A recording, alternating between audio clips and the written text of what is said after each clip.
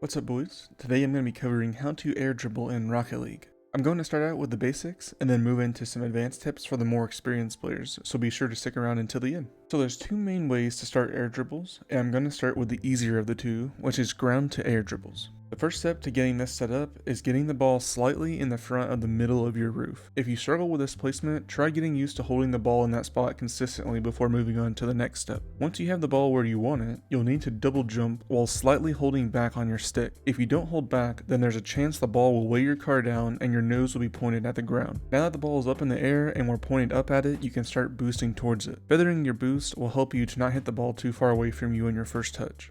You want to aim for slightly above the bottom of the ball. If you hit the very bottom of it, you'll hit it too high above you, and if you hit it in the middle, you're going to push it away from you.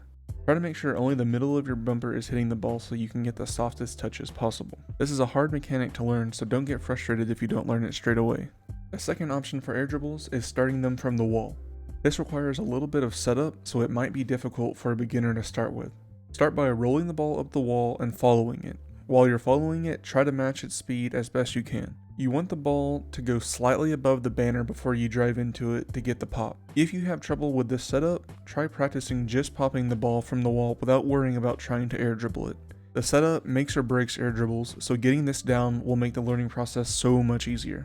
Once your setup is good and consistent, it's time to catch the ball in the air. Start by jumping from the wall and orienting your car however you want it for the dribble. Just like the ground air dribbles, you want to aim for slightly above the bottom of the ball. You also want to make sure the middle of your bumper is touching the ball rather than the corners, because the corners will boom the ball away from you most of the time. Start feathering your boost as you get closer to the ball, and sometimes you can even let go of it completely. If you boost the whole time, there's a good chance you're going to get too strong of a touch. The softer the touch, the easier it'll be to get in a sweet spot on the ball that lets you carry it through the air. Once you get a few light touches in the ball's sweet spot, you can just hold your boost and carry the ball onwards. Alright, time to move on to some advanced tips. The first and biggest one is going to be directional air roll. Directional air roll is an absolute game changer for everything mechanical, but for sure air dribbling as well.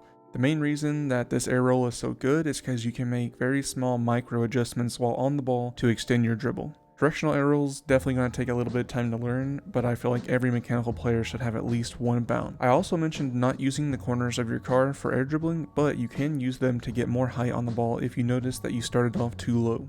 Once you pop the ball up with a corner, you can feather your boost to that sweet spot on the ball and then air dribble from there. My last tip is if you are on PC, I highly recommend trying out the Air Dribble Gauntlet map to train your air dribbles. The benefits from this map become super apparent really quick once you start progressing through the levels. And that is going to do it for air dribbles. If this video helped you out at all, be sure to like. If you made it this far, I appreciate it, and I will talk to you in the next one.